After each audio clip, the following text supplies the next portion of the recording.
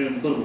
প্রকৃত অর্থে আপনারা বিভিন্ন জায়গায় গ্রামগঞ্জে গিয়ে দেখেছেন আসলে একেবারেই নিষ্কণ্টক, মানে ভূমিহীন পাওয়া কিন্তু কঠিন, মানে একেবারে কোনো জায়গায় মানে জমি নাই, 100-200 জমি নাই, বা একেবারে ঘর বাড়ি কোনো কিছুই নাই, এইরকম মানুষ পাওয়া কিন্তু আসলে কিন্তু আপনারা স্বীকার করবেন আসলে কিন্তু কঠিন। আর যাদেরকে পাওয়া যাচ্ছে হয়তো বা 1-200 জমি আছে, নাহলে ঘর বা কোনো না কোনোভাবে একটা আছে।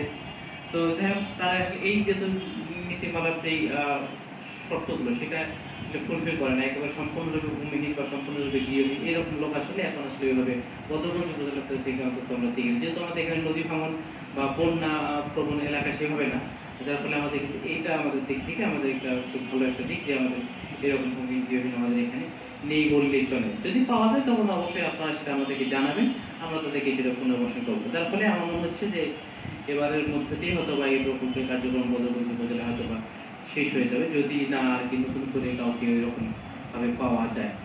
আর আপনারা জানেন যে আমাদের যে জরাজীর্ণ ব্যারাক ছিল, আপনাদের যে আশ্রয় ব্যারাক, সেটির পুনর্বাসন, সেটি ঘর নির্মাণের জন্য সরকার বিভিন্ন উপজেলায় বরাদ্দ দিচ্ছে বা এটা কার্যক্রম চলছে, কিন্তু আমাদের এখানে যে জরাজীর্ণ ব্যারাকের যে আশ্রয়টা আছে এটার মধ্যে আমাদের লোহানীপাড়া বিষ্ণুপুর এলাকা, তাই না, সেখানে মূলত এই জমিটা আমাদের বন বিভাগের নামে রেকর্ড হয়ে গিয়েছে।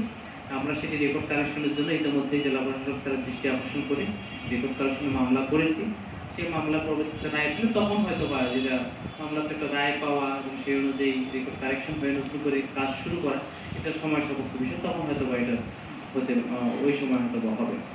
তো আপাততভাবে আমি কালকে প্রোগ্রাম নিয়ে আপনাদের কাছে আমি সীমাবদ্ধ থাকি যে আমাদের কালকে আগামী যে 82টি পরিবারকে পুনর্বাসন করা হচ্ছে, আপনারা সবাই সেই অনুষ্ঠানে থাকবেন এবং আপনাদের যার যার ম্যাস অফ কমিউনিকেশন বা চ্যানেল, ইলেকট্রনিক প্রিন্ট মিডিয়ায় এই বিষয়টি প্রচার করবেন। মাননীয় প্রধানমন্ত্রী শেখ হাসিনা যে অনন্য উদ্যোগটি, যেটি সারা পৃথিবীর বুকে সাড়া ফেলেছে, যে একবারে সম্পূর্ণ উইদাউট এনি পেমেন্ট, এনি জামানত বা এরকম কোনো কিছু ছাড়া একজন মানুষকে জমি সহ ঘর দেওয়া হচ্ছে, সেটি মাননীয় প্রধানমন্ত্রী কিন্তু সেই নজিরটি স্থাপন করেছেন।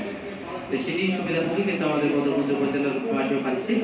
এর মাধ্যমে টোটাল আরেকটা স্ট্যাটিস্টিক, সেটা হচ্ছে টোটাল আমাদের 733 জন, 733টি ভূমিহীন গৃহহীন পরিবার টোটাল সম্পূর্ণ সর্বসাকল্যে আমাদের পুনর্বাসিত হচ্ছে 733। টোটাল আমাদের 733, আর এই অর্থ বছরে আমাদের পাচ্ছে 82 বা শেষ পঞ্চম ধাপের যে সেখানে পাচ্ছে 82টি পরিবার। কোনো অকৃষি খাত জমি আপাতত বন্দোবস্ত দেওয়া হবে না। আমরা পর্যায়ক্রমে যদি কোনো সিদ্ধান্ত আসে, সেক্ষেত্রে যদি কোনো নীতিগত সিদ্ধান্ত আসে আমরা এটা সেই অনুযায়ী কাজ করবো। ধন্যবাদ সবাই।